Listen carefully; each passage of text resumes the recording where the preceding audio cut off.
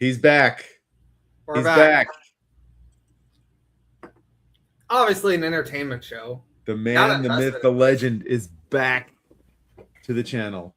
Dude, thank you so much for just giving me a little bit of time to just like balance life and sort of get a few things in order. It was much needed, and we're back in the saddle. Sure. I mean, hey, boys and girls out in viewership land, it's not like Austin and I haven't been chatting on the every day on the regular this whole time. That's like, true. Yeah, that hasn't stopped. The whole impetus of us having this show has not stopped at all.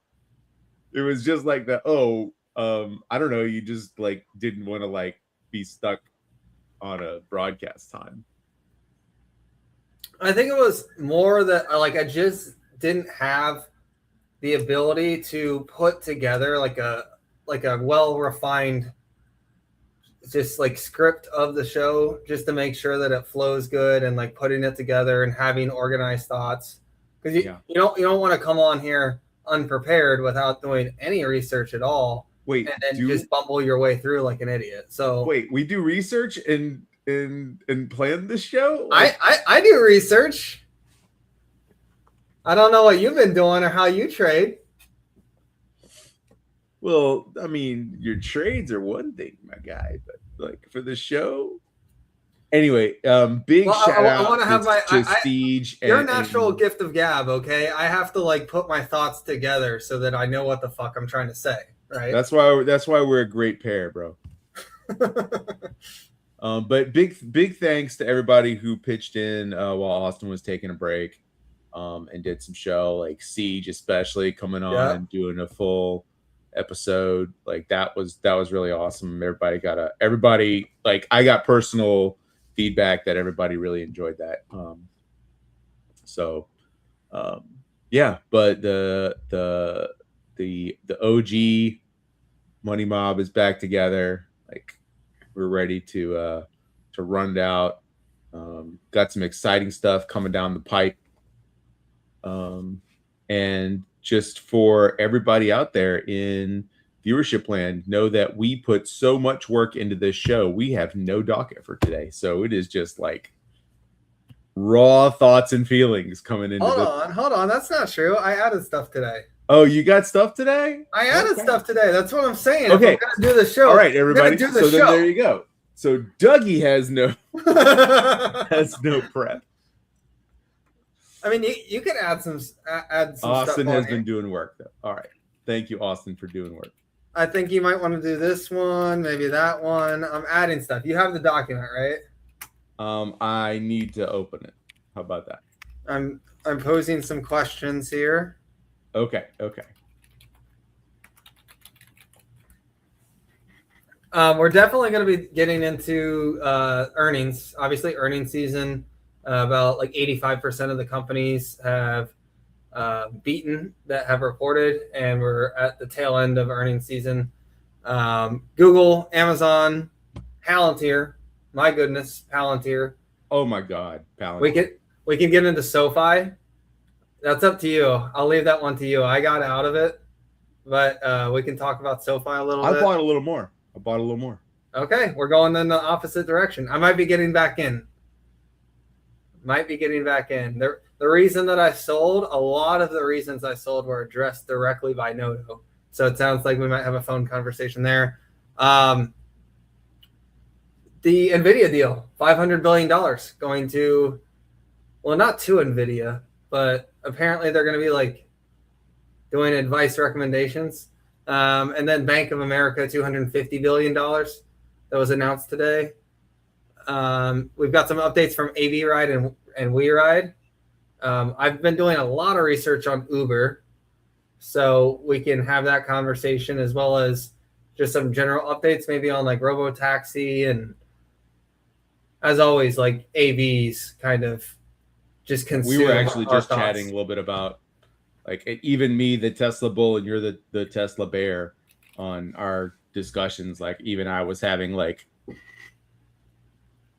I mean, I'm not bearish on their tech. It's just like, okay, we had this whole promise. I guess we can just start off earlier since FSD Houston. jump right into it because we were just chatting about it. But bro, yeah, for 8 years, you were right. Everyone wanted to talk about all this great, lead that Tesla had in data and everything, but they've squandered it. Like, yeah, that was there. That whole thesis existed, and it was a thing. Well, explain the context. Elon lost the plot. Okay, look, they're trying to do something very difficult. Okay, so me to just say Elon lost the plot is horribly oversimplifying, right? But it certainly seems that way. He got distracted with other stuff. He got distracted with politics, America Party, SpaceX IPO, Doge, boring, Neuralink. I mean, all the other baby mamas, Elon Inc. children. Right? Like, okay, but yeah. So what I was telling you is, all right. Well, Cybercab or full actual FSD, you have to get one of those across the finish line. Right. So we were kind of the setup to this is we were just sort of talking about like Tesla, the stock, because I hate the stock more than I've ever hated the stock. The fundamentals are going in the wrong direction. Robotaxi is stalled. Optimus is stalled. And yet it's still basically priced for perfection. And you have now multiple competitors, both on the robotic side and on the self-driving side, that are sort of passing them by. This will go underreported. Not a lot of people follow this company, but AV Ride has done 100,000 autonomous rides. And that's half of what Tesla's done. And AV Ride just started a few months ago. So I'm not saying that I don't think Elon can figure it out, but like to your point, he's been spread extremely wide.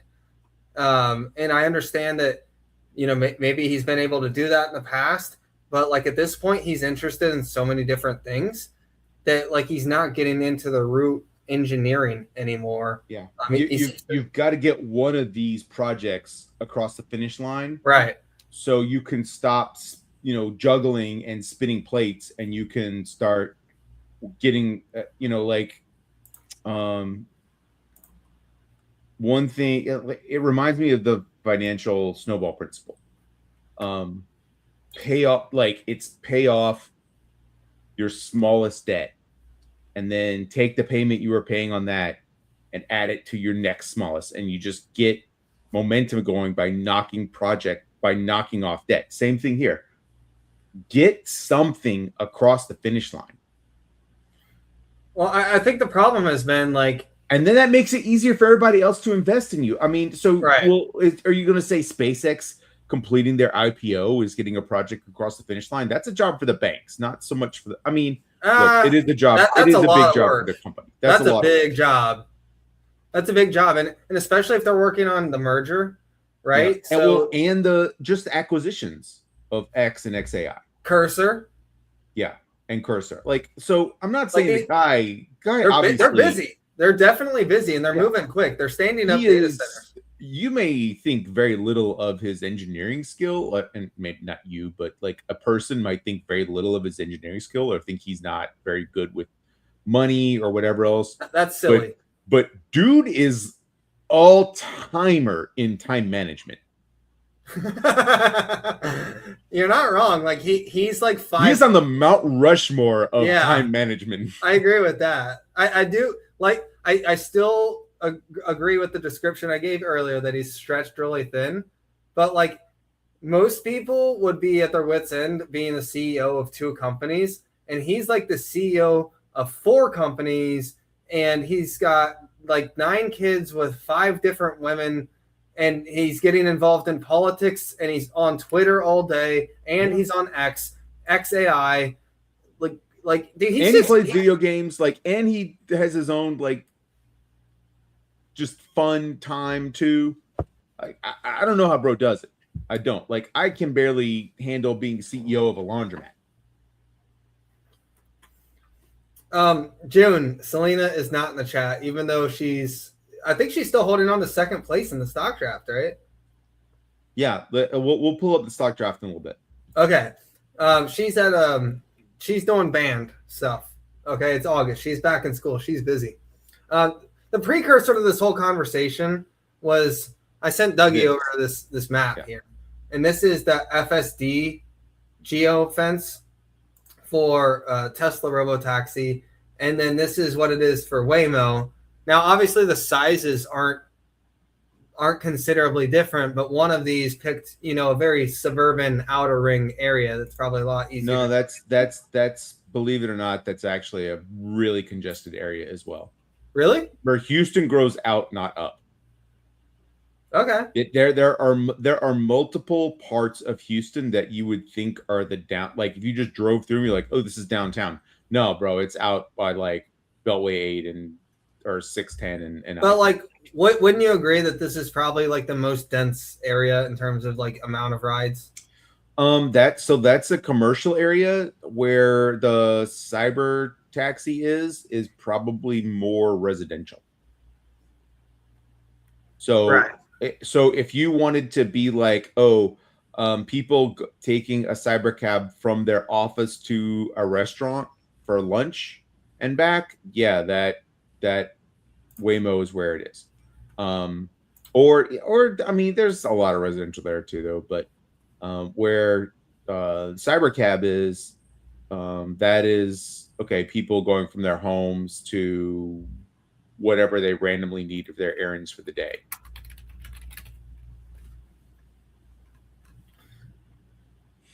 Yeah, but I think on a large scale, when it comes to the whole self-driving project, it's just been sort of like the whole advantage that you were talking about right at the beginning of the show was the idea was you had these Teslas being run around the country and they had lots of training data. Everybody who owns a Tesla personally who's using FSD, they're getting feedback from all those miles driven, which are unmatched. Undeniably so. Like they have way more miles under their belt than like Waymo or AV Ride. Now, I think where the concern starts to come in is that like the idea was that they were going to be able to use that data advantage and translate it into faster robotaxi rollout progress. And the idea was it was one software update away. And even if that was the super bullish version, at least you could get behind the version of, well, Tesla has the most miles and the best engineers and the lowest cost of production. They have the ability to scale the fastest. Yeah. And that's not a bad idea either. The problem is it just didn't match the reality of what was happening. And that's kind of, it's looking to be so over the last few months specifically. And to be fair, all of those are still in play. Correct. But they're now at a delta of maybe a 3x, where 4 years ago they were at a 50x, right? Like if they had been able to figure it out 3-4 years ago and go live and have that one software push, they were so far ahead of everyone else. It was not even a contest. Now, I mean, Waymo be building shit now. They're not just a science experiment anymore. They be building shit. They got real customers, real rides. What's their future with Uber? That might be a little up in the air, but that's only because Uber's succeeding one small bit at a time. But just you keep stacking successes, and those will eventually add up, and Tesla can't afford to let another company come get them. So like I said, get something across the finish line. Get either real FSD, which is a product for all of your customers that have already committed to your company and purchased something from your company. Yeah, or they could really get Cybercrab across the finish line, which is a promise you made to shareholders. You have a lot of Venn diagram overlap in that too, right? But satisfy one group or the other. But yeah, my sense is, and if I was talking with Elon, or I was able to ask him a question. Like, I would not presume to give him advice on business, but I would ask him, what's the reason you have not gone laser focus on one of these two tasks? Because it will obviously help the other, but it seems like you're trying to get both across at the same time, and you're not making enough progress on either of them. So just get one of them done, and you can rock and roll the other one after that. To defend Elon here a little bit, like, what if he's delegating, and like in previous scenarios over the last decade, when he's delegated, it's worked out really well. Like a good example is the XAI data centers. There was probably a lot of delegation involved, and those teams crushed that project. So what if he's just delegated to the Tesla FSD people, and he's delegated to the Optimus people to figure out the hand and how to stand up production? Oh yeah, that's another problem. It just hasn't gone super well, and I don't know if that's his problem, because he has prioritized correctly. I would say that he has the SpaceX IPO. You have to prioritize that. You just do. Oh, from his time, yeah. But for what Tesla is doing, bro, get one of these projects done. Right. I just say this as a very minor shareholder, former, more larger. Now I have less than 100 shares. Okay. So I can't even write a covered call, but I just don't I just want to see you finish something. Right. Like, just finish something, anything. Starship, freaking FSD, Cybercab, the robotics. Like, just finish something. You just bought Cursor. Okay, well, great. You had to make an acquisition to write code, which OpenAI and Anthropic figured out how to do natively, and I guess Grok sucks at it, which is why you had to buy Cursor. Which, okay, I don't hate it, but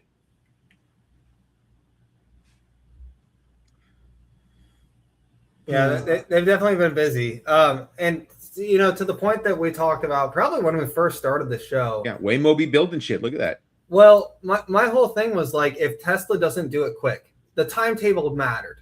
And a lot of people gave me grief because they're like, okay, well, Tesla's eventually going to win. But no, the timetable does matter for the economics of it. Because now, instead of being the only player to market and getting that first leader advantage and capturing the entire market on a first-party platform, now you have Waymo, who is challenging. They already have over 2,000 cars in the fleet, and this is their Ojai model. It's a Zeekr, so it's a Chinese-built car.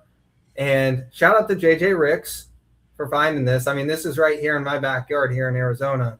So this is a cheaper model than the Jaguars. The Jaguars are finished. We'll never see a new Jaguar again. And then the Ioniq, which is a fun little surprise because that's the Kia, or I'm sorry, the Hyundai. It's the Hyundai electric car, the Ioniq 5. And this is, I think, the first time that we're actually seeing these be finished, even though they announced the partnership quite some time ago. I don't like the Chinese the EVs Zeekr on the road in the United States, though. I think those are backdoor surveillance vehicles. The software belongs to Waymo. It's just the car. Sure. I share your concern. The car gets shipped here and could have any number of crazy sensors connected to it. What do you think about this? Do you think that this is like a big enough thing that it could be like a large scale problem, or do you think because they've got the Jaguars and Hyundai, they could just phase out of it? I think that POTUS could. I mean, I don't think they'll be ready to go within 2 years. But this seems like something POTUS is going to be like, nah, bro. If it ain't made in America, it ain't what we are about. Get these thousands and thousands of Chinese cars out of here, or pay the tariff. They already do. They already are. Okay. Well, I'm just saying, like, it ain't enough. Yeah, Raising tariff. like us called easily banned, and I feel like likely banned. For example, like don't be think about all the servicemen and women in the United States between active military, active duty and reserve. You best not try to even take one of these Chinese vehicles to a US military base. Sure. Or a federal building, or be any federal employee. To be honest, on a military base, I don't even think they'd let like a Jaguar Waymo in there. They'd be like, we're good. Switching quickly just back to Tesla, because, it sounds like we might be a little bit harsh here, but this is cumulative paid miles, which we can see they actually did. Sloping off.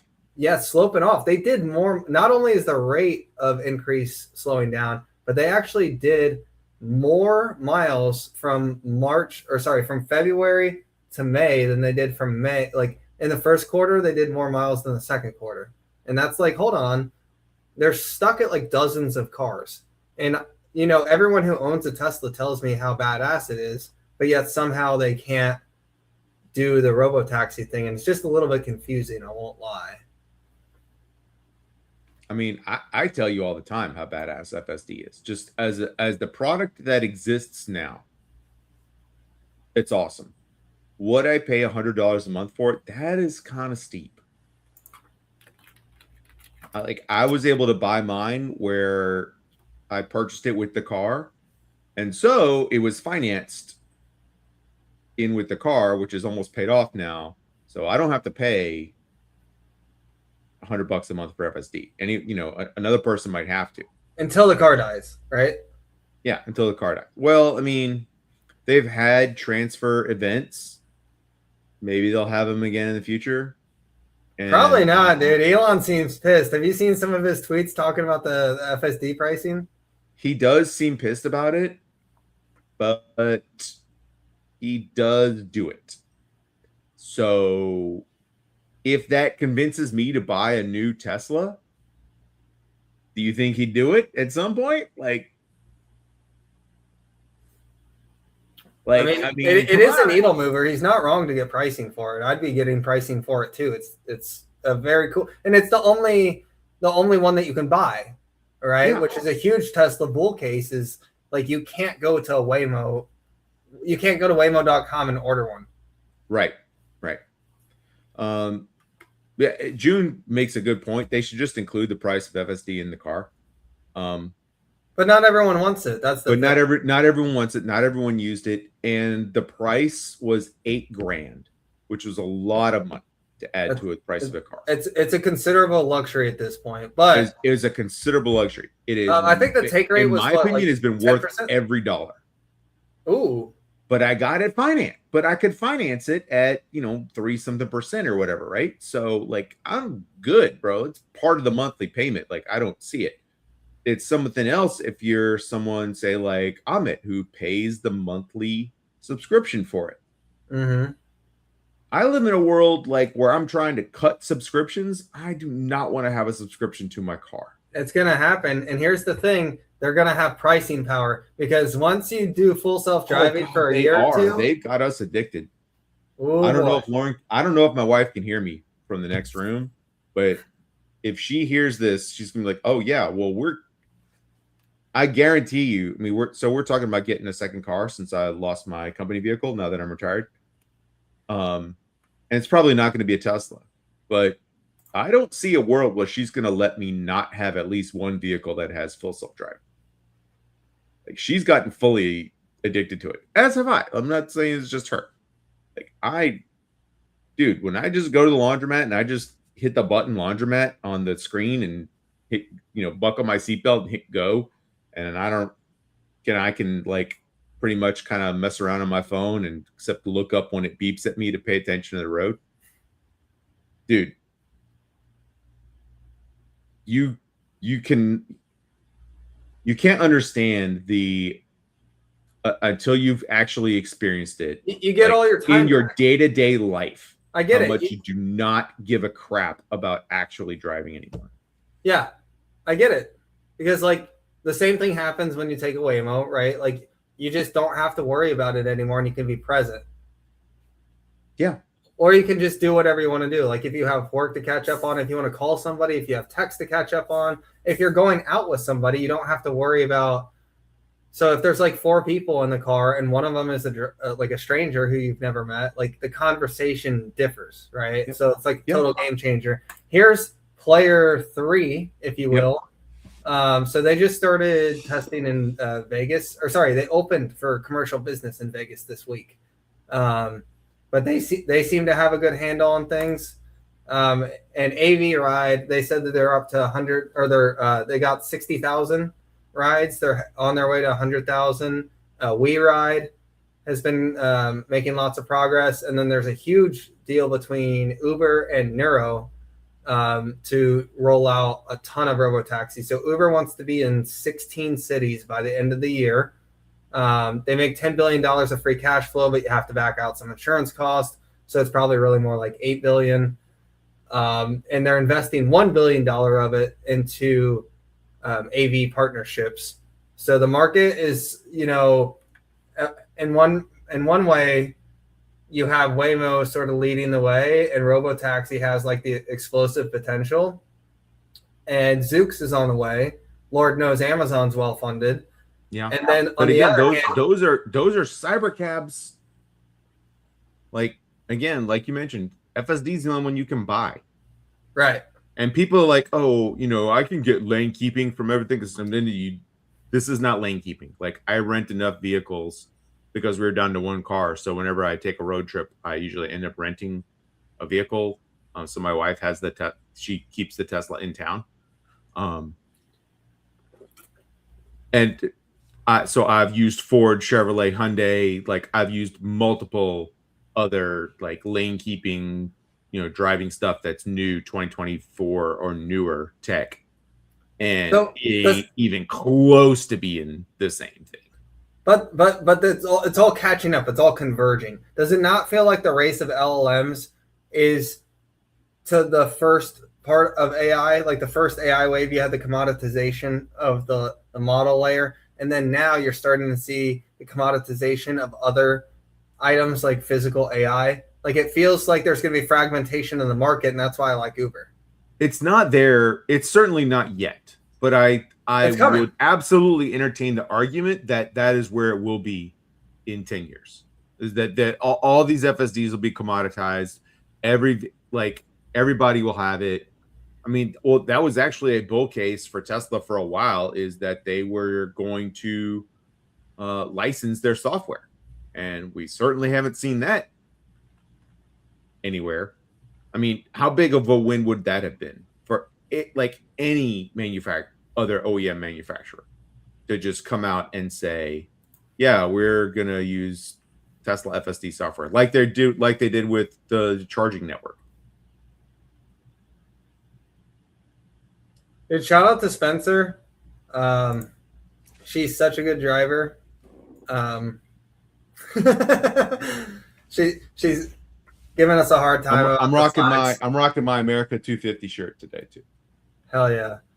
And if Spencer doesn't think that my entire desk at work was red, white, and blue, I had lights strung up. I had like a stand. I had this guy. Look at this. This is how much of a patriot I am. Okay. Bull market and America. Oh, I thought it was a donkey. No, I thought you were saying you're on Team Blue. No, it's a bull. Which I guess you probably have like a Palestinian flag. So. Yeah. So I think long term, I think it does fragment.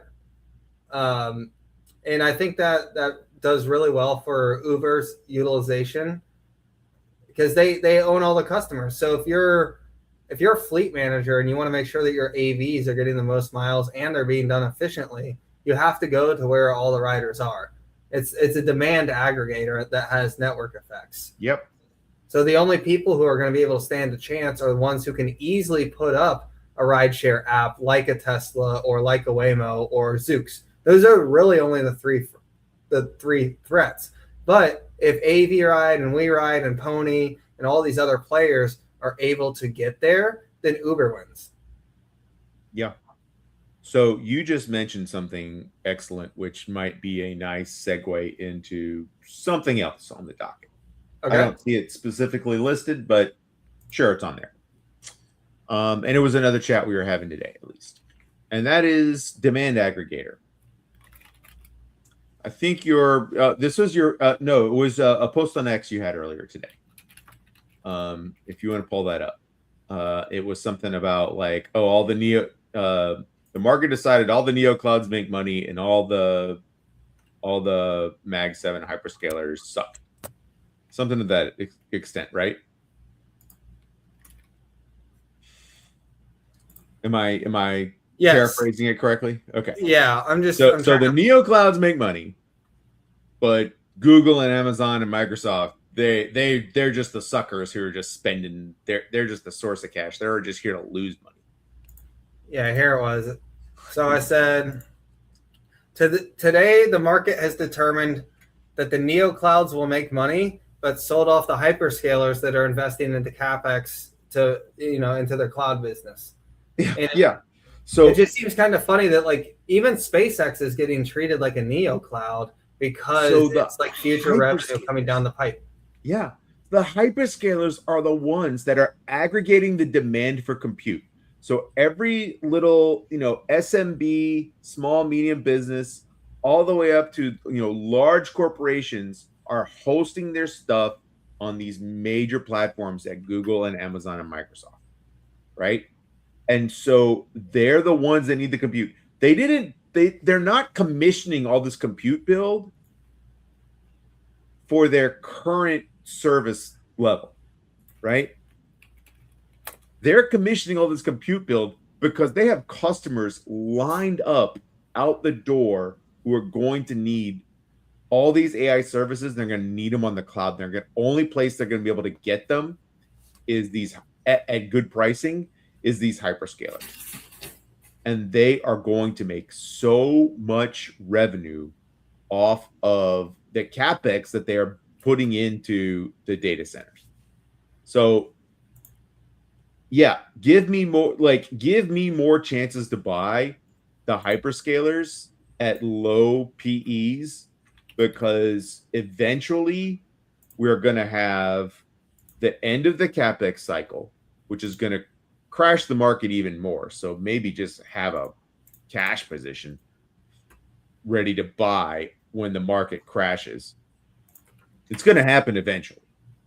And just buy up all the hyperscalers at that point, because they're the ones that all the value is going to immediately accrete to.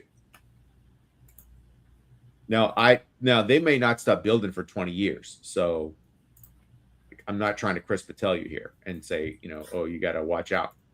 Like, are you making that a verb? Could go on for 2 decades. You're making that a verb, Chris Patel?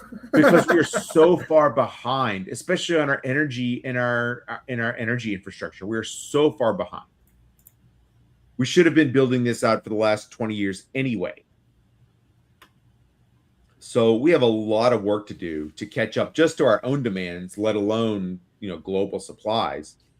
And Jensen's right, like compute demand isn't going anywhere.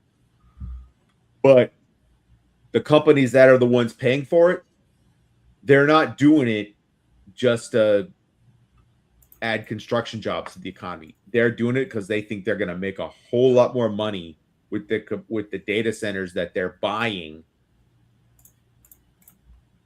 than they would have with the free cash flow they have, or the cash they just have sitting around investing in, treasuries. Yeah. Well, as they say, cash is trash, right? Well, I mean, not if it's in my account.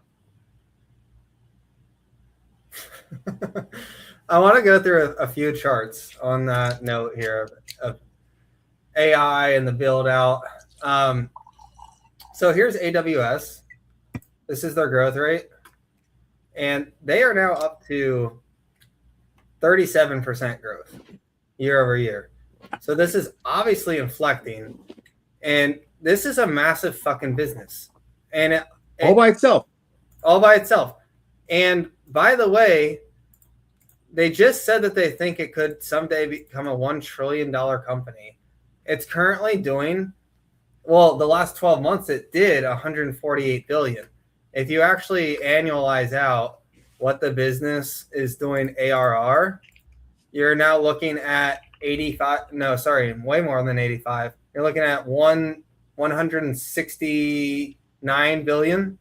If you annualize that, plus it's accelerating, and it's doing so at a 35% operating margin. Sorry, just kidding. The margin's going up, 40% operating margin.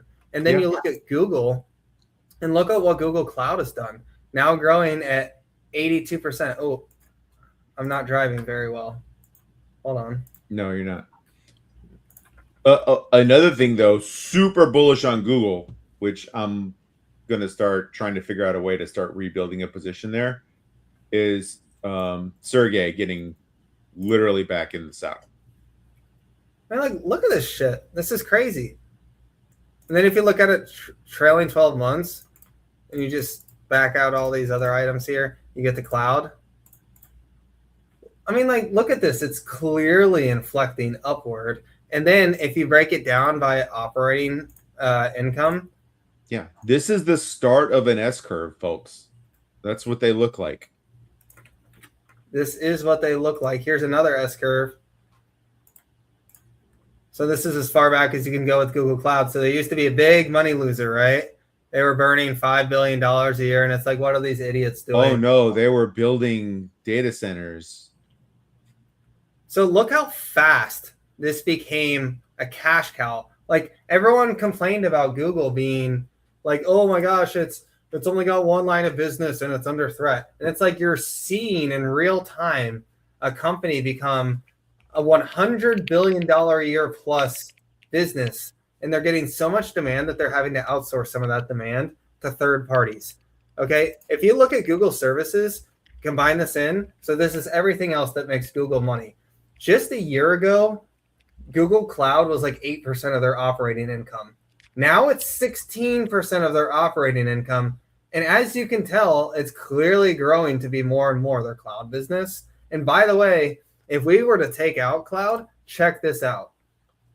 The search business ain't dead, baby. That operating income is going up 20+% like clockwork. So like, there's just, I can't sell shares. I would push back against this a little bit, and maybe this has been asked and answered, and I just don't know it. Okay, but it seems like their cloud business, which is serving their AI customers, is also probably serving the search business as well. Correct. And are they just moving money from search through cloud and kind of claiming revenue on both sides? That's a great question. Let's find out right now. I don't think so. I don't think they'd be allowed to do that by accounting standards, but let's double check it.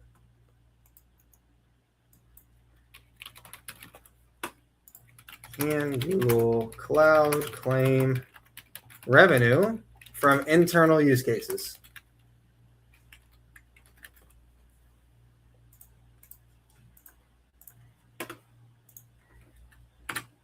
And of course, you know what we're going to use. We're going to use Gemini for it. It's just AI overview, of course. Oh, there you go. Look at that. Sometimes I occasionally know what I'm talking about. No, Google Cloud cannot claim external financing revenue from internal use by Alphabet or its subsidiaries under GAAP. Okay. So that's a very interesting thing that a lot of even intermediate level investors probably have no appreciation for, is when someone says they have earnings but are non-GAAP earnings versus their GAAP earnings. Now, I know what GAAP means, but I really don't, with a bachelor's degree in management, I don't have enough of an accounting background to say, to always be able to understand like GAAP versus non-GAAP. And I think it's important to develop at least a familiar understanding with the financial statements on all three levels, right? The income statement, the balance sheet, and the cash flow, because all three are important. Cash flow is going to tell you where the money's moving and how the business is managing the cash that they have.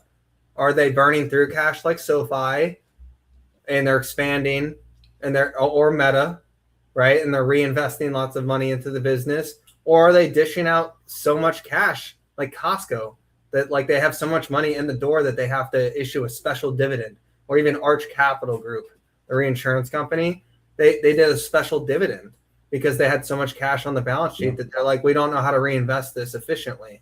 So you have the cash flow statement, and then you have the balance sheet, like how much debt are they taking on? Do you have like an Oracle, or do you have a Google, like a Fortress balance sheet? Those are two very different balance sheets.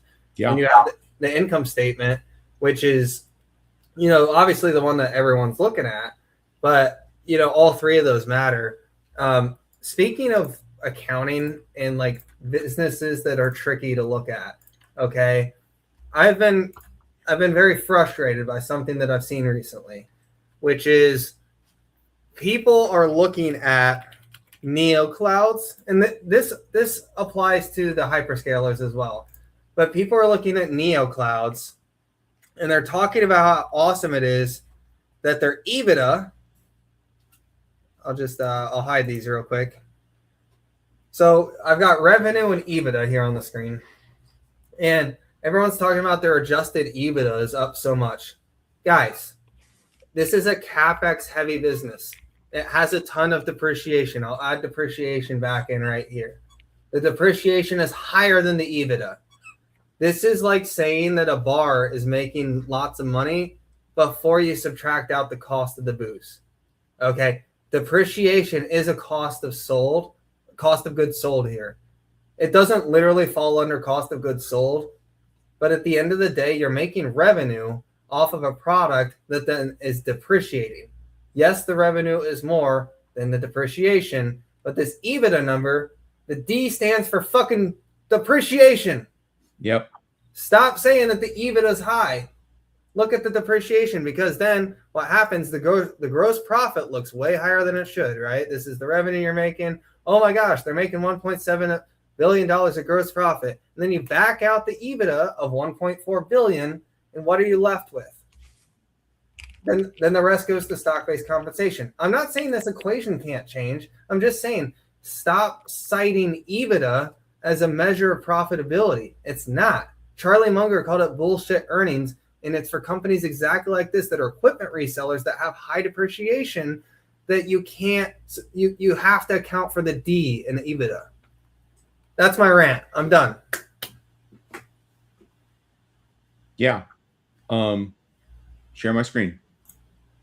Understand any presentation using the word EBITDA, if every time you saw that word, you just substituted the phrase bullshit earnings, you would understand any presentation.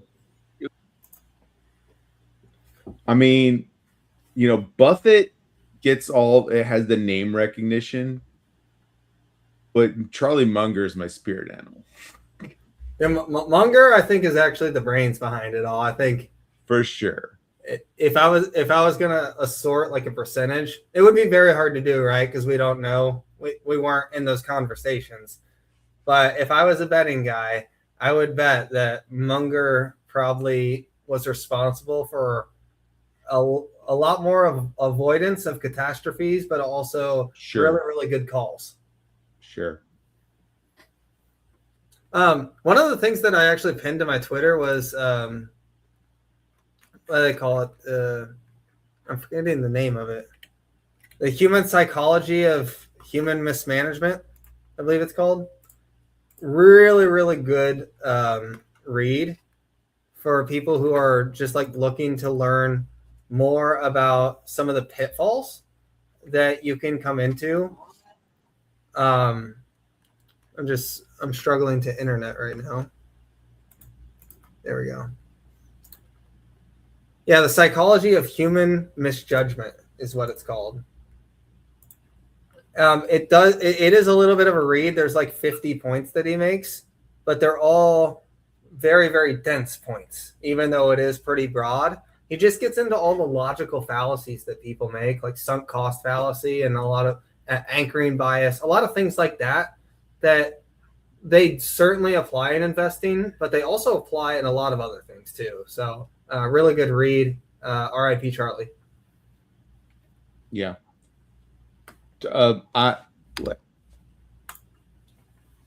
Look, Buffett is obviously a legend, but Charlie was my guy. Agree. Was there anything else that you thought was interesting about like any of those earnings? Microsoft grew cloud at 42%, but they split out, and we've been wanting them to do this for a while. I thought it was very smart. They split out the OAI numbers from everybody else, and I think that's lets everybody know that let everybody buy. Yeah, it's just like it's transparency. And to let me sell, haha. Shout out Matt Money. He went heavy at 365, and he drilled that one. I sold right before 500. Okay. What did it close at? 500? I sold just under 500. It was a few days ago. I messaged you when I sold. Okay. Yeah, because it went up to. Yeah. So now I'm sitting on like 100 or 200K cash position. Oh, Mr. Moneybags. Burning a hole in my pocket. Oh my God. Like I am so bad at holding on to cash, bro. Like, well, if you were to ask Dougie, what is his weakest, like as an investor, what is his like weakest thing? It is holding cash. It's just holding on to it. Not making just holding on to it and not like drip buying like every little like 2% dip in Palantir. I want to add more. And it's just like, or Robinhood or whatever. And then, I wake up like 6 weeks later and that cash position's gone. Yeah. Sometimes I have companies I like, but it's like, man, how much would you have just loved to just have held that cash till like Google got most hated status again, and you could get it at $130 a share or something like that, Amazon. Or I talk about wanting to start a SpaceX position when it gets in like below 70. Where's the cash going to come from, bro? Like, you got to hold that cash. Yeah, Palantir under 130. That was a steal. I even levered up that trade a little bit. I took all the leverage. I'm so bad at holding cash. Yeah, I mean, so am I. I'll admit that as well. I mean, there was another trade that you were looking at. I don't know if you want to talk about it right now. I've got to pull it up on the background there. But oh, sure, pull it up. Okay. So this kind of links in a little bit with some of the robo-taxi discussion from the first half of the show. This was one that you were looking at earlier. What do you got going on here? Cash secured put for grab? Yeah. I mean, it's like 11% on your cash. APY? Yeah. I mean, if you're buying it at 3 and you're getting 3.50, 35 cents, like that's what, 11.5%-ish, right? That's not bad for 9 months. Just to put your cash out there. And you have to get all the way down to 265, which is basically that's like to lose money on it. That's like you get assigned cash, at right? 3, but really, if you're buying grab at $3, do you feel bad about that with the growth that company's had? Right. So, like, correct me if I'm wrong. Wouldn't like $2.60? Wouldn't that basically be half of their market cap was cash? Like, at what point does the cash just become the whole company? Its own value, right? That was my whole thesis for buying Robinhood back in the day. Yeah, they were trading below cash. When Amit and I were initially looking at the trade, I'm like, okay, well, you're getting like 70 cents of every dollar you put into this trade is just cash. So how can you really lose? Like, okay, so you're meaning the enterprise value of Robinhood at that point was something like 30 cents on the dollar. And that was just stupid. Even though I was back in the day, I hated Robinhood too because of GameStop. So, but I was just like, eventually I couldn't deny it. I'm just like, I'm getting so much cash for my money here. Like, there's no downside. Like, there is a downside, but it's almost no downside. Yeah, like the market is pricing the company to lose money forever, and like Snapchat, right? Yeah, Grab is not Snapchat, y'all. Like, they're backed by the big boys. And like, if Uber's gonna do well in a macro, I think that macro is also gonna include a macro that Grab does well. Correct. Yeah, a macro that favors so like you can get a lot more concentrated in Grab than you can in Uber.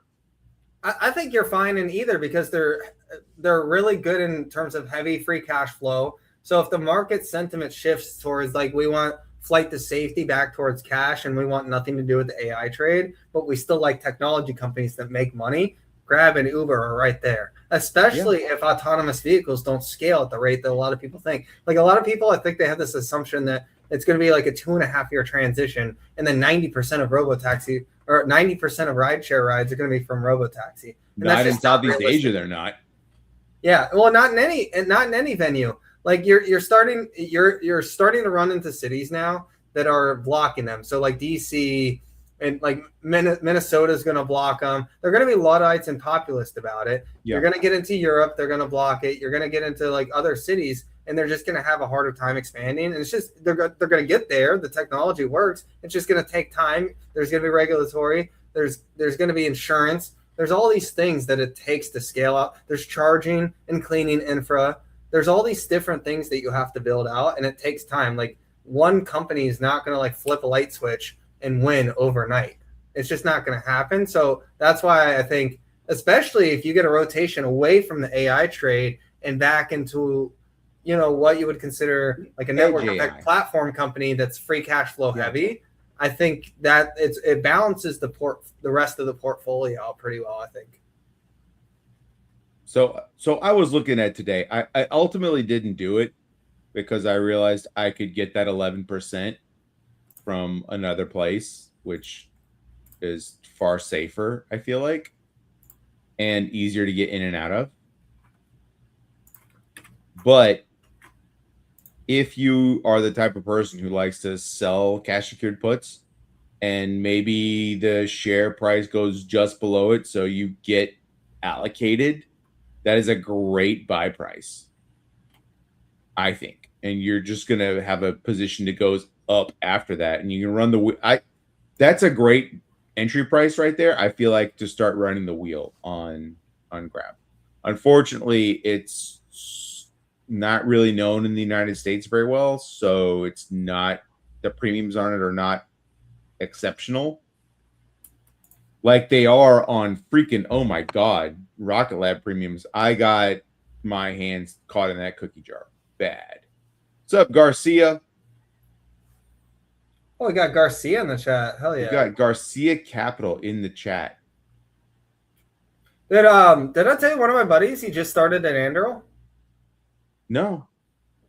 Yeah, so it was my friend Kip, who he used to work at I need to have a phone conversation with Garcia. Garcia, we need to have a conversation sometime, bro, because I know you're in QC over there, and I'm also a inspector. So we need to just have a chit chat sometime.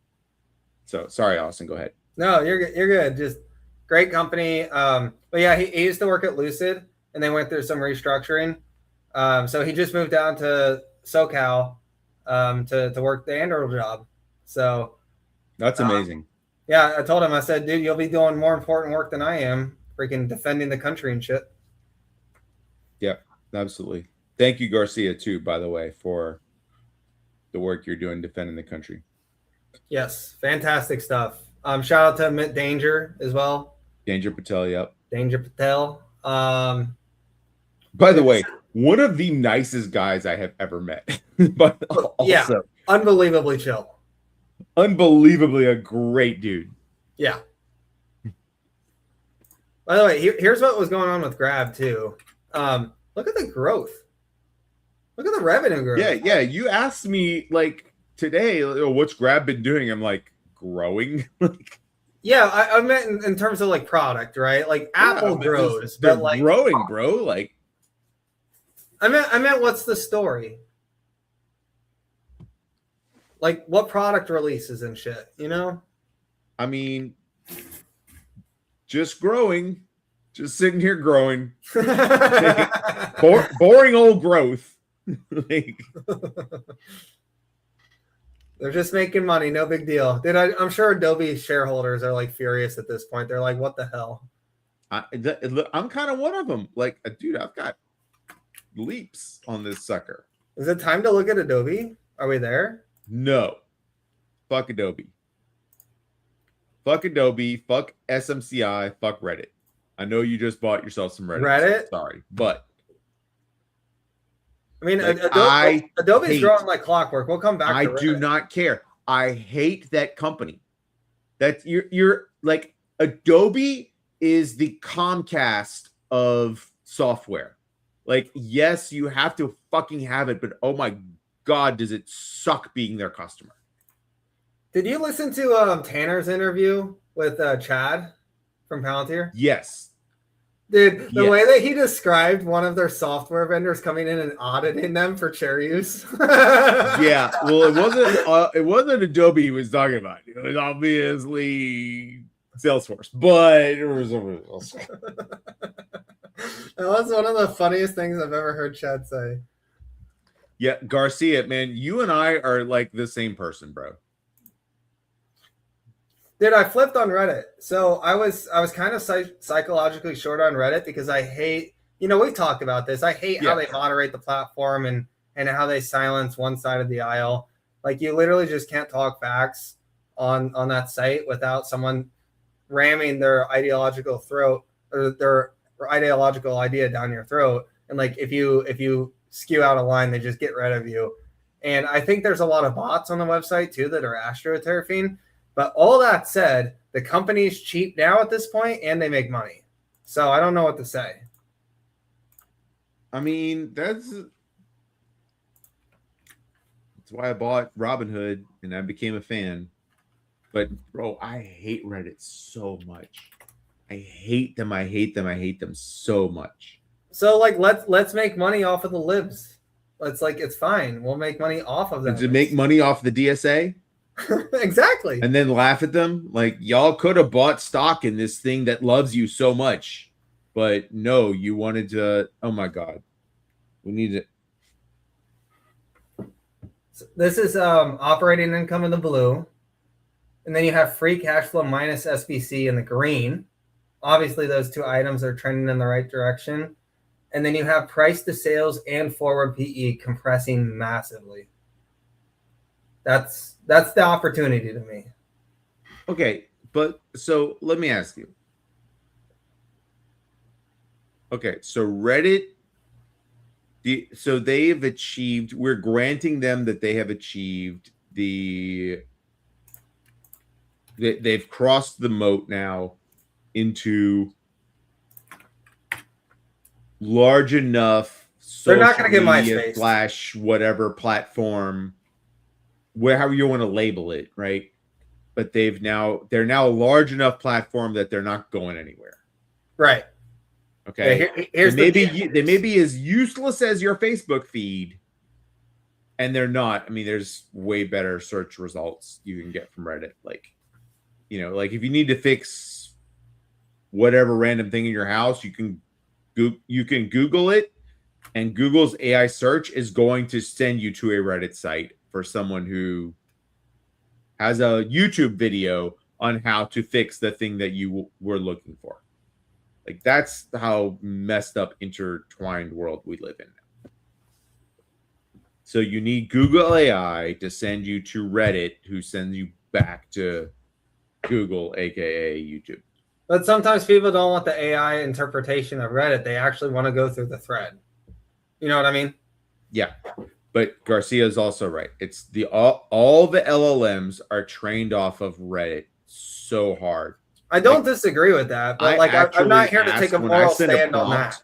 When I send a prompt out there, I specifically ask it, or tell the LLM not to use Reddit as a primary or That's secondary source. I just check the sources, honestly. Maybe I'm the only psycho that does that, but I will literally see like, okay, where did it pull that info from? But like, I'm not here to even make a moral stance on like how bad Reddit is or how corrosive it is. I agree with all those things, but like, I would invest in Philip Morris because people have freedom. If they want to smoke a cigarette or they want to doom scroll Reddit, like that's not my problem. I'm kind of libertarian in that way. Yeah, but one of these things is going to destroy society. I don't think it's going to be Reddit. Yes, it already is. Look behind you, bro. We already stepped over that line. Reddit is the final straw. It can't be. Spencer's. You can also go there if you want to be berated by a blue-haired lib with a septum piercing. That person is the moderator of r/NFL.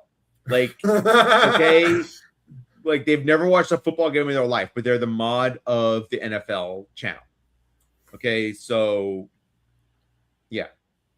That Reddit has a giant problem, and the world has an AI LLM problem, which is just aggregation of an aggregator of internet information, which Reddit owns so much of, but it is so colored blue based on their moderators. I had to set up to critique my favorite book series of all time, called The Wheel of Time, which Amazon made into a really, really, really, really shitty version.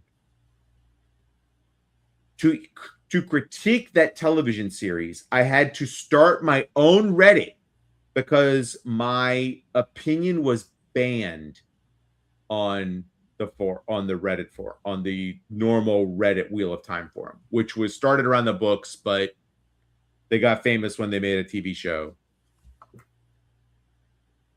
So yeah, they have a moderator problem. I mean, I don't disagree with any of that. Like I got banned off of like my local Phoenix subreddit because I said COVID was made in a lab, and here we are now.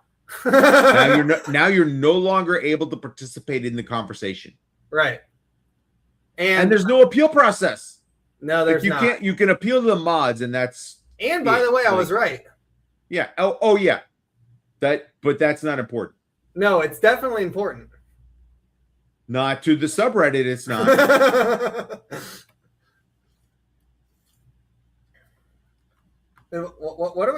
What's going on here? There's suntan lotion is bad for you? I mean, probably. It's just a question of which is worse for you. Skin cancer or the chemicals in sunscreen. Sure. Unfortunately, as a white boys, we have to make that choice. Yeah, especially out in Arizona and Houston. Well, by the way, my friend is moving tomorrow. She's coming to ASU. Ooh, fun. She's lined up as a PhD student. And she was telling me about this professor she's talking to at ASU to start working with, and he is like semiconductor engineering research. Okay, that makes sense. Big TSM plant down the road. But she's also doing she's also going to be the TA for the online Physics 1 class. So if you want to go back to school to do a little additional learning and you want to take a physics class, our girl will be your TA. Talk to Selena. They already met. Yeah, there's so many jobs in that space right now too. Like especially if you're willing to move to Arizona or Texas. Like if you want to work in any sort of semiconductor, electrical engineering, construction job, like another one of my friends, one of the students that I mentor, got a job out there as well. He's in Oregon right now doing training, but when he's done with his training, he's going to be at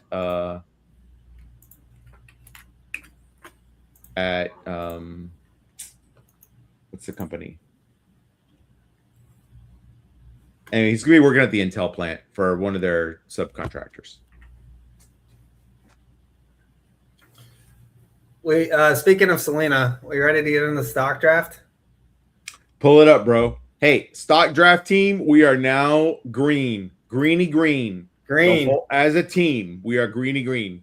And this is starkly different than what it was just a few weeks ago, because almost every single one of us was red. Like Selena and I were like break even. Hollis was up 6%. And then like everyone else was getting destroyed. Hollis had a big gain in the first couple of weeks, and he locked that shit in. And yeah, so he's done look great. At that realized gain. I'm gonna have you talk for a second. I got to step away for a minute, but talk about like the results here. I mean, look, I've got Palantir. 28%. I did not buy heavy enough at the low. Okay. But like, look, Selena is killing it. She has to be making life. If she wins this thing, I really, really feel bad for Austin, because she is going to be an absolute terror. And deservedly so. But she's going to deserve her flowers and deserve her smack talk. But everybody's choices have finally started to play out. Our man Jackson, he bet so heavy on Zeta, and it was bad for those first couple of weeks. And he and I were actually texting today. I have Zeta spreads. Man, I wish I'd have gone way heavier in them. June, you are still negative $75, but you're going to be great. You're going to be great. Garcia, right. Port is up 100% from the lows a few weeks ago. I just want to get back to my New York meetup price, my New York meetup level, baby. That's what I just need to get back to. Give me back to the Trace Millones. That felt really good. That felt really good. So when I ran off, I heard you talking about Selena's, but I left yours up. So here's Selena's. She's got Amazon and MasterCard 1 and 2, very much in the green. Well, not very much, but like moderately in the green. But those are the two biggest picks. And then she had alpha on them too, because they were her first two picks, so she got multiples. Right. And then here's our leader, Hollis. He's actually leading by quite a lot. Yeah. Well, he locked in a big win. So yeah, he's at 14%, and like second and third are at 7%. So he's out in front for sure. Here's what he's got. And then the win was right here, GFuzz. Yep. So let me pull up that chart real quick. Yeah, did he leave money on the table? That's what we need to find out. Did he sell the top? He probably knows and can tell us before we pull it up. Are we beating Amit and Steve's stock draft group? Probably not, because they got better pricing than we did. Wait, did he sell it up here at 13? No way. Did he buy it down? Oh my gosh, he did. He bought it down here and he sold it up here, didn't he? Yeah, he sold incredibly on it. Oh my gosh. He says he sold too late, so it probably was on the way back down. What the heck? Oh, he sold too late. It went over 20 in this day? I mean, these numbers are based on closings. It might have gone intraday above 20. On the 14th, this day right here? Holy shit. Sold it around 15. Yeah, so he quickly doubled up. Pre-market, he says. Okay, got it.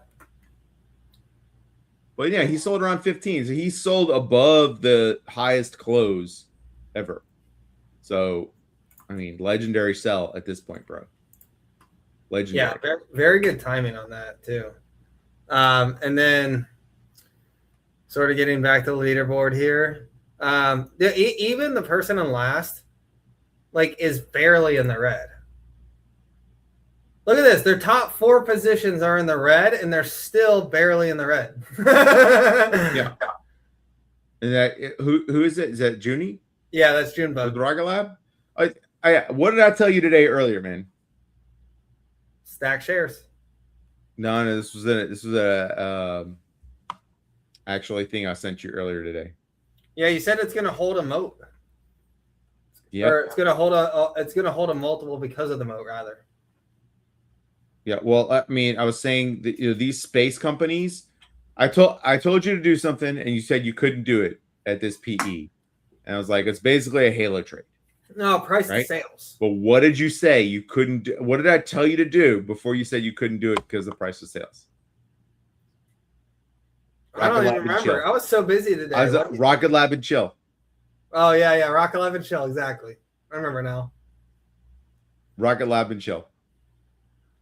Okay, regardless of what their price of sales is going to be, when they finally launch Neutron, it's going up.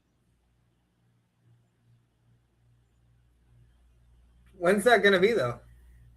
Who cares? It's a date in the future, and that's your exit. And or it's a day. At least you make a sale. Yeah, you're not have to sell the whole position, but you can exit. You can take some of it. You're not wrong. And they have to, absorb the acquisition that they just did. Yeah, but they have a functioning rocket company. There are so few of those. Yeah, and to stand one up is not something that anyone can just decide to do. Ask Blue Origin. Okay, they've largely failed. Yeah, and that's on multiple levels, right? Like, you have the leadership moat, you have the talent moat, because you actually there's not that many rocket scientists who can do what they're doing, and then you have the manufacturing moat. So you actually have to be able to manufacture it exactly the way that you need it at scale to do it profitably. So, like, you have all 3 of those things. And it's not really something that a lot of people are investing a lot of capital into. Everyone wants to put their capital into data centers because, like, they can see the money that's being made out of it. But not such an easy business too. Yeah, and not that many people are throwing money into something like space because it's way harder, failure rate's higher. But that widens the moat. Just to build the supply chain to send all the components you need to your factory to build something. It's all of the supply chain complexity of an OEM automotive company. But you're also launching these things into space where they could very easily fail on the way up. So the fact that you have a functioning rocket company is its own moat. And so when you talk about price to sales of a space company, a functioning launch company, to me, it's a little, I'm not saying you're naive. I'm saying that that thinking is a little naive because it's such an enormous undertaking to cross and to become a competitor for it. Sure, but that market will always is a strong word.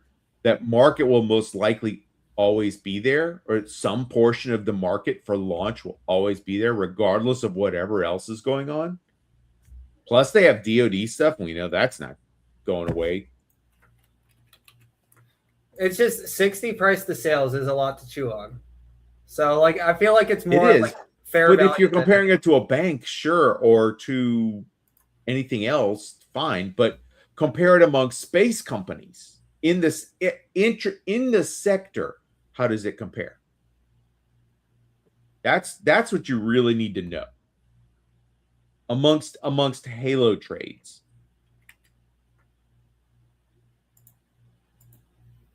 I think this is our first ever Money Mobsters live trade. Oh, I'm not zoomed in. I can't see what's happening. I'm unfamiliar with this platform. I just bought 50 Rocket Lab shares. Boom. There you go.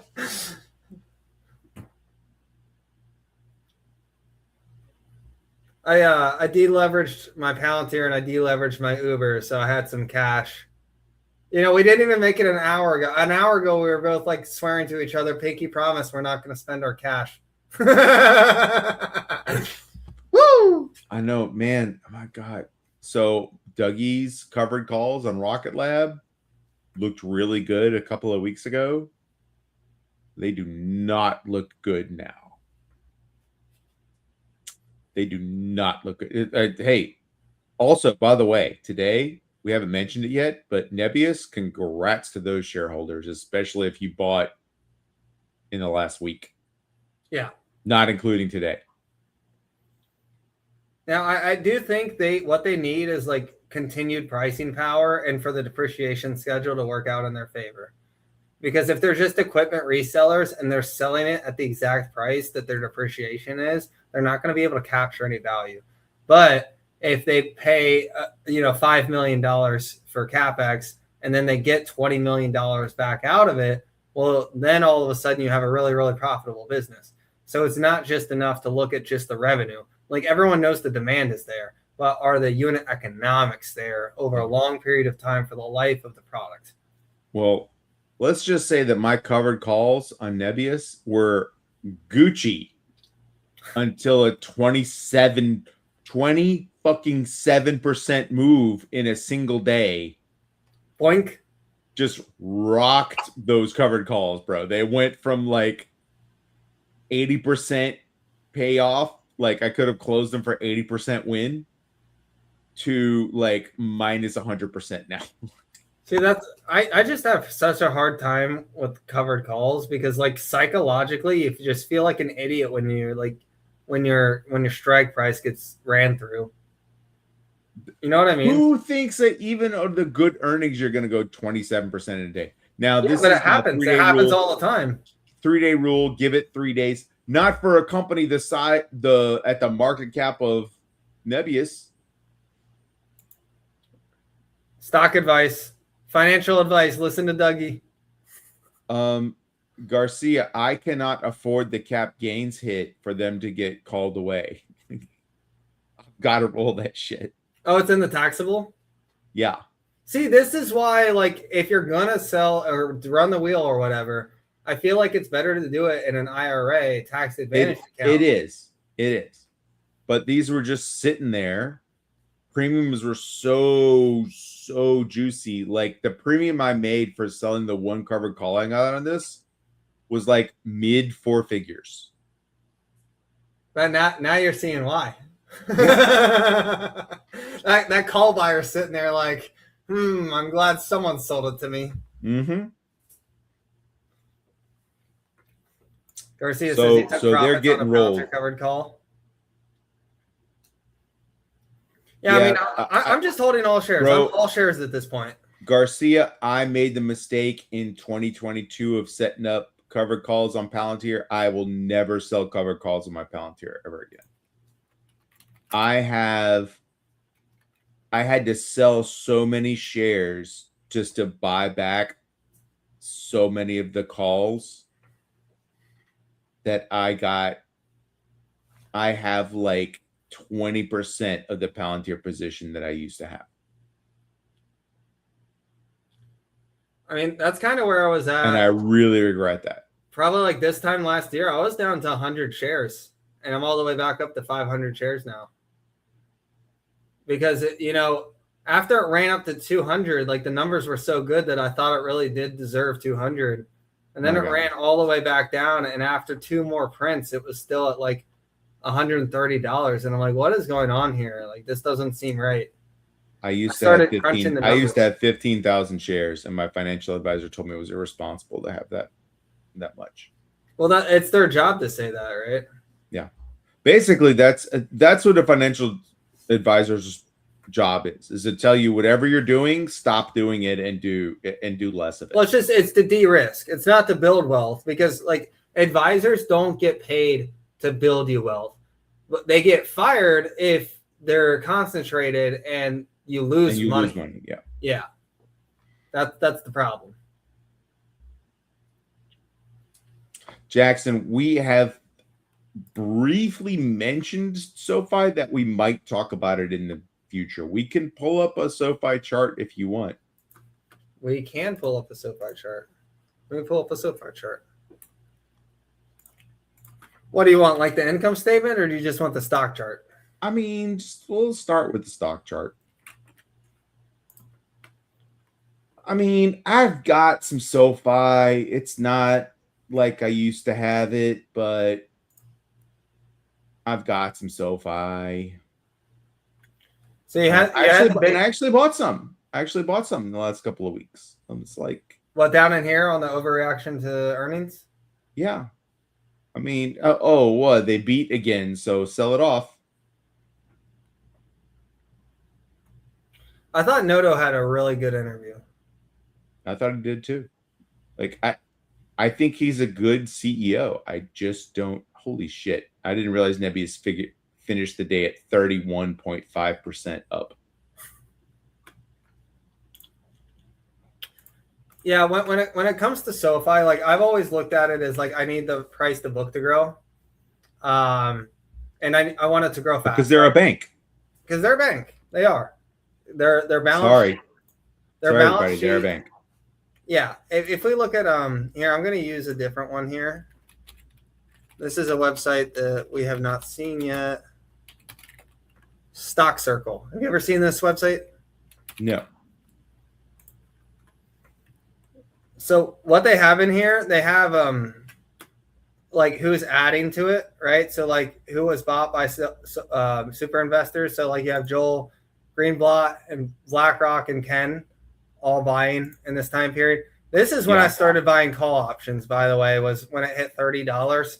And I was like, oh, this shit is for sure getting into the S&P 500. You have like all the big fishes getting exposure. And I thought it was going to get S&P 500, followed by rate cuts, followed by loan business platform, making it capital light. They wouldn't do any more dilution. We get S&P 500 inclusion, and off to $45 we go. Obviously, that didn't happen. But what I was going to show you here is look at the balance sheet here. So again, the market cap of the company is $23.5 billion, but the balance sheet, they have liabilities of $50 billion.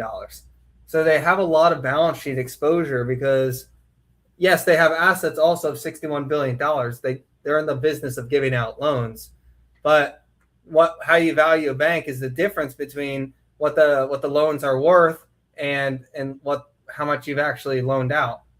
And that's how you get book value or shareholder equity. That's all that matters for banks. And people they're a argue, bank, so and they're a bank, and people they're a a rapidly growing bank, but they're a bank. Right. So the revenue number doesn't matter. The user number matters because that just gives them operating leverage, right? The more users you have, the more distribution you have to be able to sell your products, especially cross-sell your products, which Noto's talked about again and again. I just didn't like that they leaned into the loan side of things, and that it's going to take longer for the book value to get there. So I rotated a lot of that money into Palantir and into Uber for those call options. I wish I had call options on Palantir with all my SoFi money. Jesus. I tripled my money and I sold it way too soon. I sold it like the afternoon after the 30% move. And, I was even texting a friend. I'm like, this thing is going to hit 170 by the end of the week. And I still sold the call option at like 158 like a dummy. I never learned. Shook baby. Well, I have an average SoFi position of $24. But like long term, it's fine, right? You're chilling. Yeah. I would just, being a newly retired guy, you kind of want all your stuff to go up. Like like that first couple of years of your retirement, if you can retire into a really good macro that just kind of raises everything, you're good. But it's just like your risk aversion goes up. Yeah, because your risk aversion goes up. So you start selling off things that are risky, and you might start taking losses on them.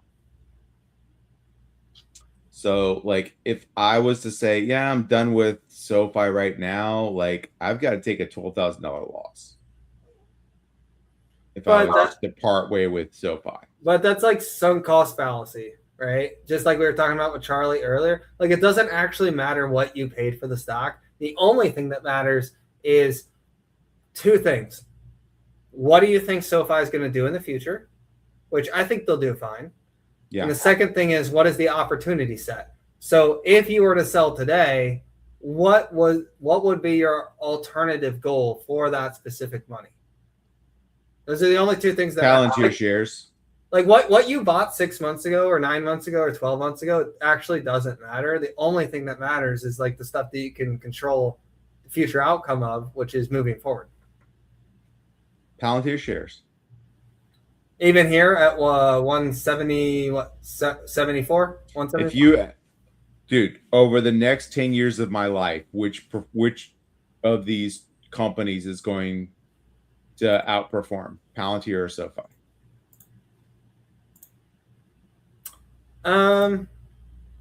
Palantir is gonna become, I'm calling it right now, Mag 7, Elite 8, whatever you want to call it. Palantir is going to be one of those companies. Yes. So what I would say about that is I think Palantir seems to have a higher likelihood of like getting a double, a triple, or even a 4x like over the next. Palantir is going to get to $10 trillion before SoFi gets to $1 trillion. Sure. I don't know if 10 trillion is the right, but they're for sure going to get to $1 trillion, right? This is my fourth bourbon, so I'm throwing the T word out pretty hard. but in 10 years, a T is not going to be what a T is. Correct. Today. But we know they're going to get to $1 trillion just based on what's happening and how rapidly the income statement is improving and the retention. They're government and they're commercial. Right. Government isn't going anywhere. No competition, every vertical. Yes. Unlimited TAM. Like they haven't even tapped the medium and small business market yet. Now, what I would say though is I think SoFi has a better opportunity to actually 10x than Palantir does, just based on the valuation. True. But SoFi, it seems there's a more of a question mark there whether or not they do. Whereas Palantir, like Amazon, it feels more like an inevitability. So I think that's how I break down the risk reward there. I mean, SoFi is a good bank. And Anthony Noto is a good CEO. I would even say he's great. I remain, he's a great CEO. Okay, let me say, I want to give SoFi their flowers. They have faced headwinds on their business. Multiple times they have pivoted to deal with those headwinds. Yeah, their entire business got ruled illegal for what, 2 years, 3 years? And they continue to grow. So I want to give those managers their flowers. They have done an amazing job. But they're still a bank. And Noto is not going to hit that incentive level that everyone was kind of banking on, including myself. That's why I started this position. So, I mean, I'm recovering some of the costs via covered calls. But, yeah. You want me to share this? 17. Yeah, share it.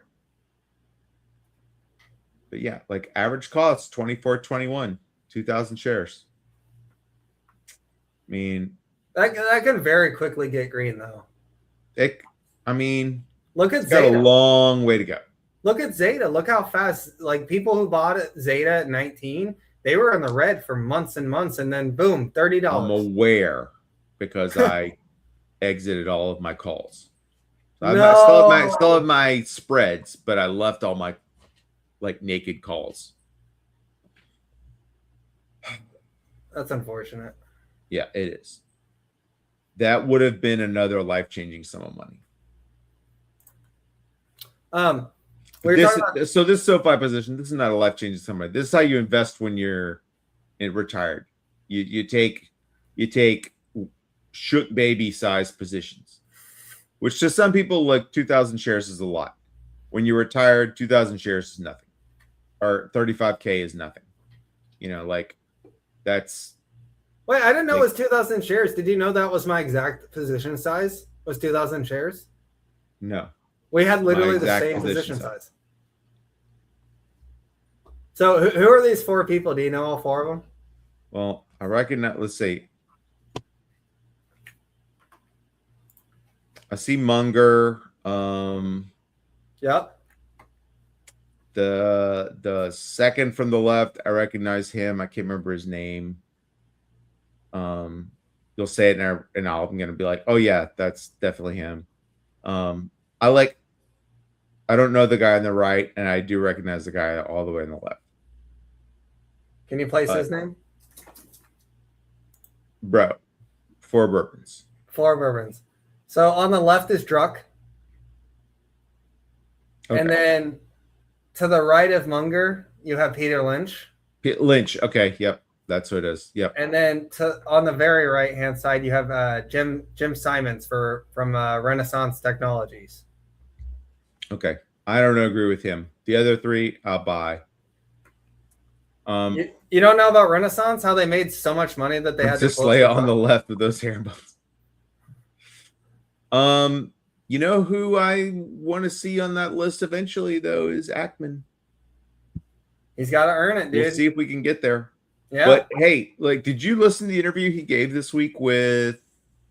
I don't remember who it was. So, like, Pershing Square has like 40-something employees, including the janitors. And even the janitors have multi-million-dollar stakes in the public purchase. You're talking about the interview? Yeah. It's about an hour. I did not watch it, but I'll add it to my list right now. I mean, I was just really impressed with the fact that he has taken such good care of everybody in his organization. Because if you're the person who like cleans the office and you've got millions in the company, bro, like, how can you not like that guy as a CEO? Yeah, you want everyone to operate like an owner of the business, because then it just works better.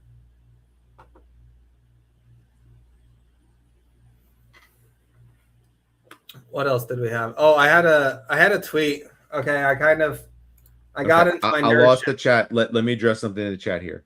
Oh, okay. Pull up June's last talk. Okay. Hollis, when I was in college, you used to just tell your social security number was your student ID number. And so whenever you wanted to buy anything at the student store or just buy something on your meal plan, you used to just tell the register your social security number. The whole thing? The whole thing. It was like your student ID card, like you'd present it to them, it had your social security number on it. You would just like, so like they would scan it, or you would just tell them what your number was. How crazy was that? That was the world we lived in, bro. That's wild. I got into some dork shit. I don't know if you saw this post here. So, being the username that I have, the idea is behind creating. Oh yeah, okay. This is your X thread on what actually alpha is. What alpha is exactly. Okay, so, cool. Yeah, share that with the folks. So for those who don't know, I just wanted to give a definition here because, like, I've gotten so many people, like haters, being like, "Oh, Austin thinks he's alpha," and they don't recognize that it's like a stock term, which is the funniest thing ever. Because stocks is right there in my handle. Anyways, alpha measures a portfolio's excess return compared to the expected return, like a benchmark index, when adjusted for risk. So the idea is you're not just trying to beat the S&P 500; you're trying to do it risk adjusted. So, given the name of my username or whatever, it's obviously important that I'm not just trying to slam high risk and get good returns. Like, I also want to make sure that I'm doing it risk adjusted. So here's you do hate high risk, though. Huh? You do hate high risk. I don't hate high risk, and I think the beta numbers will actually show this here. I do have a fair amount of risk, but I'm not all the way on the end of the spectrum in terms of like investing in mid cap companies. I'm not doing lots of leverage. I'm not using tons of options. Even when I do buy options, they're usually pretty conservative, actually. Like, they're in the money or at the money leaps. So here's the formula to find alpha. You've got the return of the portfolio, and then what you have to back out is the risk-free rate plus the beta times the market return minus the risk-free rate. So I'll give an example. In 2025, I returned 87%. Big Google year, right? I used 4.5% for the risk-free rate because that was the 10-year. So we're just going to use that as the risk-free rate proxy. My beta, which measures the volatility of your portfolio, was 2.45. So my portfolio was 2.5 times more volatile than the market. The market returns 17.9%, and then you have to subtract out, again, the risk-free rate of 4.5%. So you get a number here that defines the difference between the market and the risk-free rate, and then you multiply it by your risk factor or your beta, and then you add that back into the risk-free rate, and that's how you determine your alpha. So this is saying risk adjusted, and there's some limitations to this. Jensen's alpha is not the end all be all, but risk adjusted, 2025 was a really good year for me, right? Year to date, I'm actually in the red. My alpha, even though I outperformed the market, right? Year to date, when I did this on, what day was this? On August 7th, I was actually ahead of the market. 26.9% is what I was year to date versus 22.8% was what the market was year to date. My alpha was actually negative because my beta was 1.45. So even though I'm beating the market, I actually am taking on more risk than the market. So that's how come I end up with a negative alpha. So I thought this was a really fun exercise to do for like my last 52 weeks, my last 2 years, my all time, and my year to date, just to sort of like measure empirically, am I outperforming because I'm YOLOing and I'm getting lucky, or like am I slamming the risk button too hard, or am I actually like making good decisions? I would recommend everyone to like go do that little just like temperature check, and you might learn something. Like, you might be thinking that you were taking on more risk than you thought or less risk than you thought, and you can size it up more in a fair fashion. What if you already know you're cooked for the year and you just don't want to know how bad you are? Well, then that's helpful too. Yeah. Let's might need to switch my username though to what if I do Dougie finds Delta? Finds Delta? Wouldn't it be theta because of all the covered calls you sell? I don't sell that many, and I sell them and I buy and sell them based on the delta, not the theta. You know what, Spencer? You're a fake fan. You're a fake fan, Spencer. I don't want to hear from you. Okay? Oh, she cooked Garcia good. I'm still reading. I'm catching up here. She cooked Garcia good. Garcia has no capital. Hey, that's dad life. To be fair to our man Garcia, he has kicked ass. He's done very well. Court. Yes. Like, bro, I've been following bro on X for a long time. He's a great follow. He's snarky as fuck. I love the whole vibe of his feed, and he has just won. So it's a good time. Did you have something to share here too? I think you had something pulled up. No, this is actually your. This is still. It's just your feed. You're just scrolling through it. Okay. Yeah, I was just scrolling through it. I think it's still from the last share. Got it. I just searched in that particular tab. Yeah, so if you're not following Austin Finds Alpha on X, you should. No, don't follow me. There's a lot of go follow Garcia Capital. Yeah, follow Garcia Capital as well. I think that about does it, right? Yeah, so I do have one other thing. What do you got? Well, I just want to tease. It's just a tease. It's a tease. There is somebody else who is in our little community who is a heavy hitter in our community who has joined the FOMO family. Is that right? Yes. A heavy hitter. Don't say Triple V. No, not Triple V. But a heavy hitter nonetheless.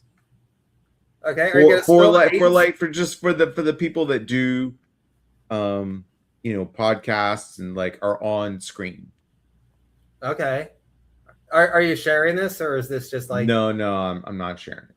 Okay. Because it's not my info to share. Okay, then I'll stop guessing. Okay.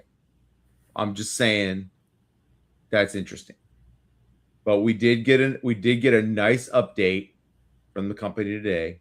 Growth has been really fantastic. Users or revenue or what? All of the above. And they've implemented what I can only describe as a clan/guild system. Like if you're playing an MMO like Warcraft and you join a guild or a clan, they're implementing a clan system in FOMO.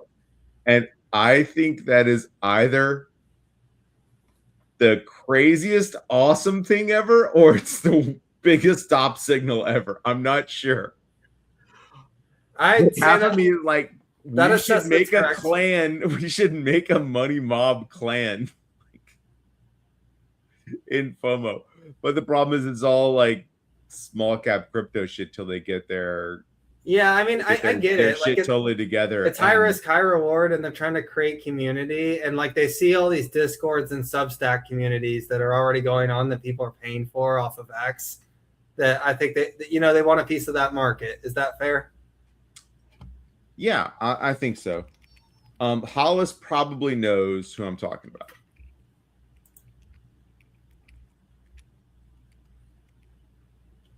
I probably know too, right? But I'm not going to guess. I mean, you definitely know them. I mean, everyone in the chat has probably watched one of their streams, certainly. Or if not them directly, then them as a guest for certain. I put it in the private chat. You just don't say it. Just yes or no. No. Okay. That's not a bad guess. So I will say that person has been in for a long time. That's not new. Oh, they've already been in. That's not new. Okay.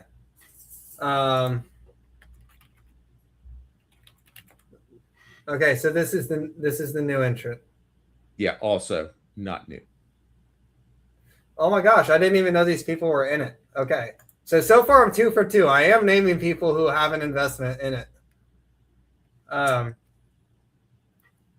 It can't be this one. Also not new. He's in it? Also That not guy's new. That third name. That third name is in FOMO. Also not new. Oh my gosh, Bro. Okay, remember what the minimum requirement to get in is. Okay. Do you think that guy would not have like broken off 25 grand just to be in, like, just as a hedge to be to like all your buddies making money and you don't? I mean, I have, I mean, not to use the ticker here, but I have no FOMO not being in that company. Okay, well, I swing at strikes, dude. I swing at strikes. Based on the last, and Hollis probably knows better than I am because he uses the platform, actually uses it. But I got an update before the official update earlier. I got a little update from Amit earlier this week, and he's basically saying I've already 10x'd.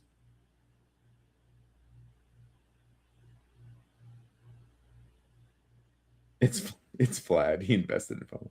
You know, Hollis, if they just wanted to buy us, I would be fine with that because they'd pay a premium out the yang. So, are you ever going to tell us who this is, or is this like the new deep mystery? What we can have? Well, like I said, it's you know, what private investments someone does is private, right?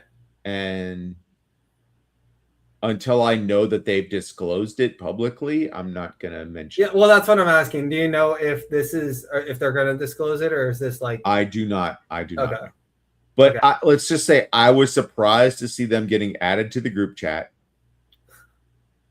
And I was like, let's fucking go. Like, here's another big bank account coming in. Oh, hold on. I think I've got it. No. God, I wish. That would be the... Okay, I'm not saying no. I'm saying I don't know about that one. Okay.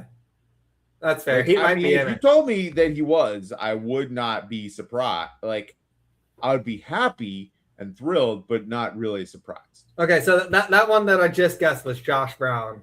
So we don't know. But did you know Uber is Josh Brown's biggest position? Did you know that? I did know that. So that makes Josh Brown and Jason Calacanis the same person. Like, you're so happy with your Uber position. I'm like, bro, you're just lining up with JCal, and I can only take so much JCal. Oh my gosh, the worst thing about 2026 is how much I have agreed with Chamath. You're like, damn but it. If you haven't watched the All In Pod from last week, Chamath was not on it, which is a good bonus. And like the best guy on there to get actual information from is Friedberg, and he rocked that last episode. Yeah, he rocks every episode. He tells it how it is. But honestly, whenever they have Gerstner on, it's a good show too, though, because I really like Gerstner. It's a good show. He has good insights, but he's also constantly pumping his holdings. Yeah, but like, okay, well, what do you want? What do you expect him to do? Come on and put out talk his bear case? Like, I mean, I don't have a problem doing that, but I understand that like you run a capital LP fund that like the companies that you're investing in probably aren't going to like if you steelman your own investment. You know, I mean, like if we went through your portfolio step by step, you would just explain why you have the things you have. Yeah, but I regularly steelman my own items, right? Like what I'm holding. Yeah, but like if we were just to go through your stuff, you could probably give me the bear case on them. Yeah, but you're far more interested in the bull case on them because you decided, of course, of the myriad of opportunities are out there. But even when I'm decided that you like the bull case on all of these, so it's like those are the ones that were most attractive to you. So like I don't blame a guy for talking his book because that's what he's most interested in. I understand that, but even when I think there's a way to talk your book in a way that's like responsible, where you're qualifying your statements and you're being I feel like he's done that responsibly. You don't agree? Okay. We can pull up the clip when on SpaceX IPO day when he was on CNBC. you know. Well, I'm less interested in what people say on CNBC than what they actually say on the pod. Okay. See, I think CNBC versus because it's long-term format versus you get freaking 2 minutes. No, they gave him like 6 or 7 minutes. Oh, 6 or 7 minutes. Okay.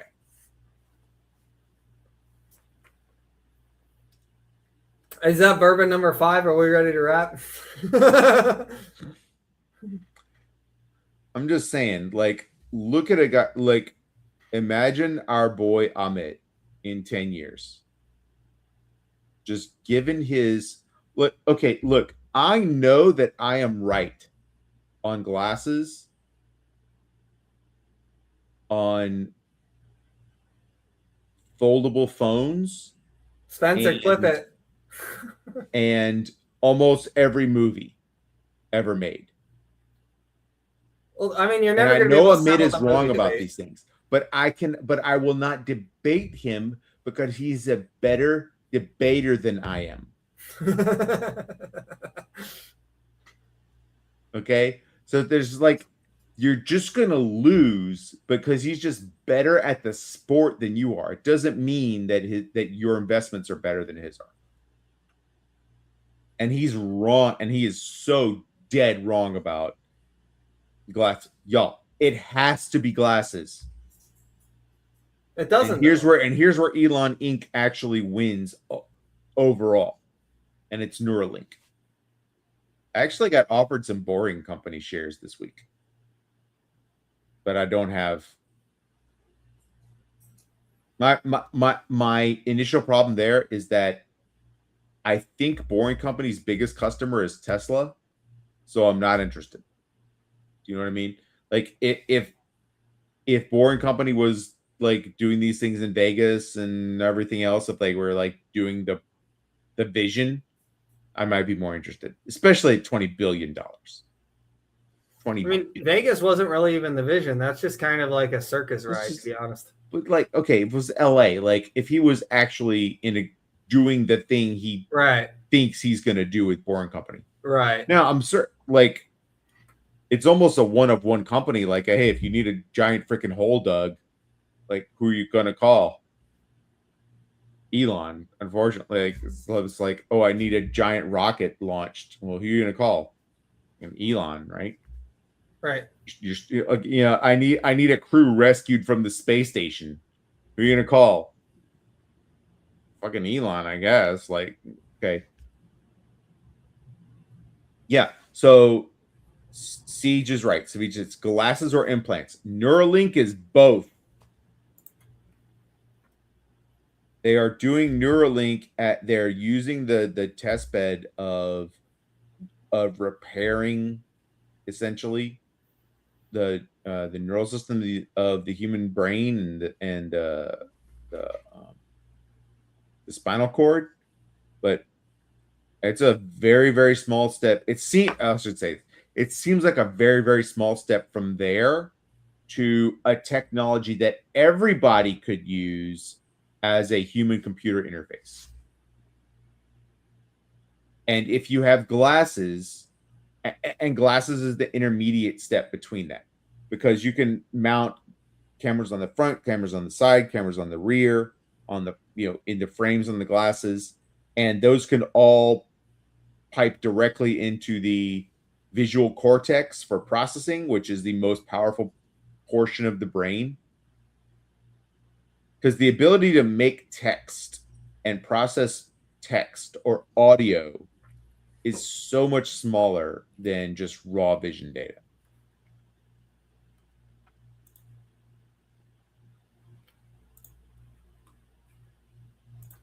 AI condoms, they give instant feedback.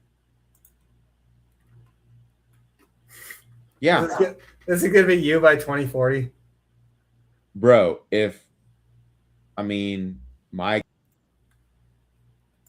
but sure. Sign me up to be cyborg. I'm good with all that. I think we're going to wrap here. Dude, it's good to be back. Get this drunk motherfucker off the screen. It's good to be back, though. We're back in the groove. We covered a lot. I think it was really good discussion, and like we were able to get in everything. So thanks everyone for joining. Thanks for letting us take a little break there. It was good, and we're glad to be back. And we will see y'all next week. Bye, everybody.